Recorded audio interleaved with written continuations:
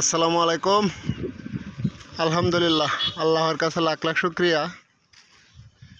আজকে অনেক দিন পর আবার আমাদের শ্যামলতলিতে আসলাম, না আসলেও ভাল লাগে না। এই জন্য ঢাকা থেকে আমাদের বড় ভাইরা আসছে, ওনাদেরকে নিয়ে 2-3 দিন ঘুরলাম, গাড়ি বললাম 3টা। যেহেতু গাড় ছাড়ে নাই, ওনারা আসছে বালুর পরিস্থিতি দেখতে।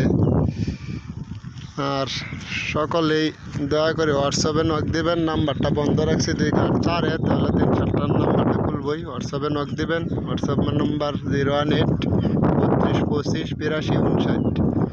আর আমার ফেসবুক আইডিতে আমি সব জায়গারই লাইভে সরাসরি দেখাই, যাতে কোনো প্রতারণা না থাকে।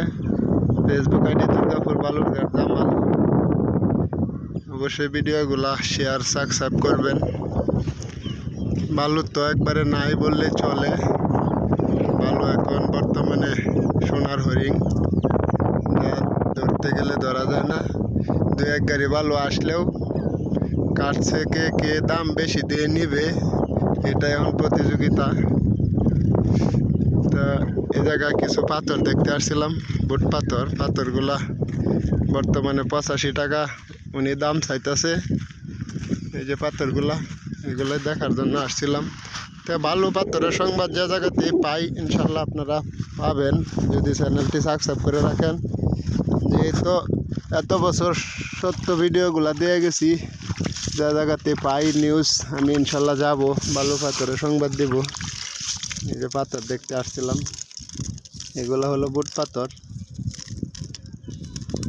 এগুলা 85 টাকা করে প্রতি সেফটি, এখানকার রেট আর কি, এখন বর্তমান রেট। আর মূলত যেভাবে বালুরঘাট বন্ধ হওয়া শুরু হয়েছে, বাংলাদেশে দেওয়া যাইতেছে বালুই পাওয়া যাবে না, তখন ইন্ডিয়ার থেকে বালু আনতে বা আমাদের সম্পদ আমরাই তুলতে পারি না, বাংলাদেশে ব্যবহার করা যায় না। যে বালু ছিল 40 টাকা সেফটি, 30 টাকা সেফটি, এখন বর্তমানে 120 টাকা। দেখেন যে প্রতি 1 গাড়ি বালুতে 20-50 হাজার টাকা প্রতি গাড়িতে বাড়ছে। ভাই, নিজের দেশের সম্পদ যদি নিজে ব্যবহার না করতে পারেন, তাহলে অন্যের কাছ থেকে কিনে আনতে হবে। আর এটাই বাহিরের দেশের চাইল, যাতে আমাদের ঘাট, আমাদের নদীগুলা বন্ধ থাকে। কারণ এগুলা করণ করলে পানিও মানুষের ক্ষতি হবে না। বর্তমানে নদী একবারে বরফ দেখে বালু দিয়ে, এজন্য পানি উপর দিয়ে যা মানুষের বাড়িঘর এসব ভাঙ্গার সম্ভাবনা বেশি। আর যদি নদীকরণ থাকে তাহলে অবশ্যই নদীগুলা ভাঙ্গা, বাড়িঘর ভাঙ্গার সম্ভাবনাটা কম থাকে। তো এইসব কথা তো কারো কাছে যাবে না, বড়দের কাছে কোনো দিনই জানি। কারণ এই চ্যানেল সত্য জিনিসগুলো কোনো দিন ভাইরাল হয় না।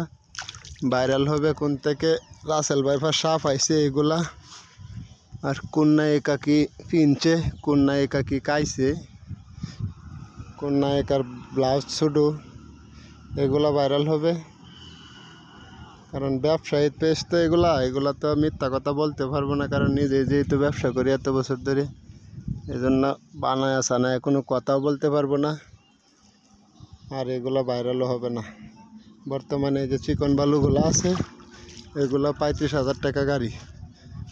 তে ঘাট বন্ধ হলে মোটামুটি সবারই ক্ষতিগ্রস্ত। যারা বাসা বাড়ি বিল্ডিং করে, অর্থ সম্পদ আছে, তাদেরও ক্ষতি। অনেক টাকা দিয়ে বালু কিনতে হয়।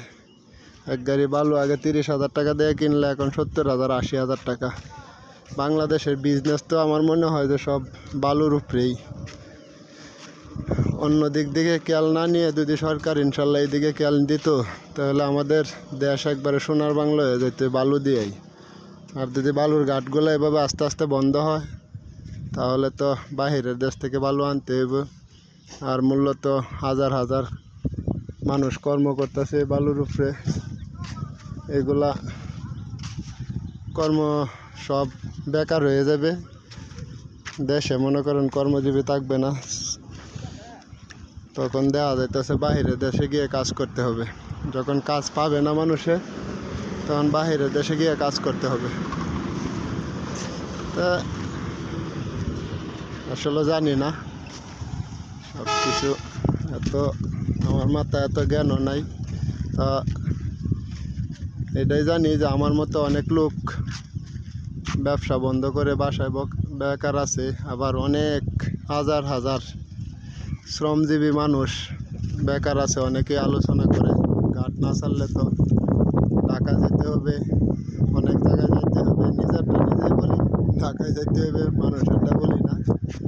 তো ঢাকায় তো ভাই এত কোটি কোটি মানুষ, লাখ লাখ মানুষ, ঢাকায় যদি সবাই যায় আর সবাই ব্যবসা ছেড়ে দেয়, তো ঢাকাবাসীরা কী করবে? তা এই যে আমাদের দুর্গাপুর ঘাটটা যদি চালু থাকতো, মনে করেন যে 1-1.5 কোটি টাকা ডাক হয় প্রতি বছরে, 150 কোটি টাকা, সরকারও একটা ভালো অ্যামাউন্ট পাইতো, অন্য দিক দিয়ে দেশের উন্নতি করতো।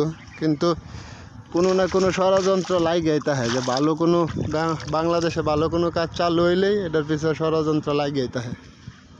আর এই কারণে পরে মনে করেন যে অন্যের ঘরে গিয়ে কাজ করতে হয়, নিজের জায়গায় কাজ করতে লজ্জা করি, অন্যের ঘরে গিয়ে কাজ করতে হয়। তো যারা উপর লেভেলে আছেন অবশ্যই আমাদের বাংলাদেশের যে বালুর ঘাটগুলো আছে তুলে দেওয়ার চেষ্টা করবেন। মানুষের কর্মের ব্যবস্থা হলে মানুষ আর কিছু চায় না।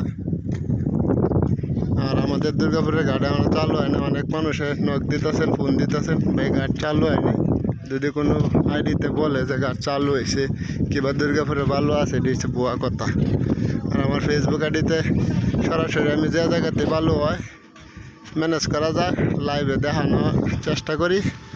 তো অবশ্যই আমাদের দুর্গাপুর বালুরঘাট জামাল এই আইডিটা ফলো দিবেন।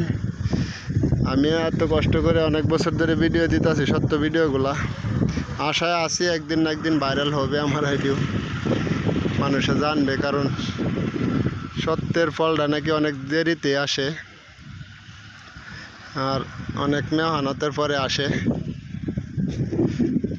তো ইনশাল্লাহ একদিন ভাইরাল হবে এই আশায় আছি। আমিও ইউটিউব থেকে 10 টাকা কামাই করব। আজ পর্যন্ত এখনও 10 টাকা কামাই করতে পারি নাই, শুধু শুধু ভিডিও দিয়ে যাচ্ছি। সবাই ভালো থাকবেন, সবাইকে আসসালামু আলাইকুম।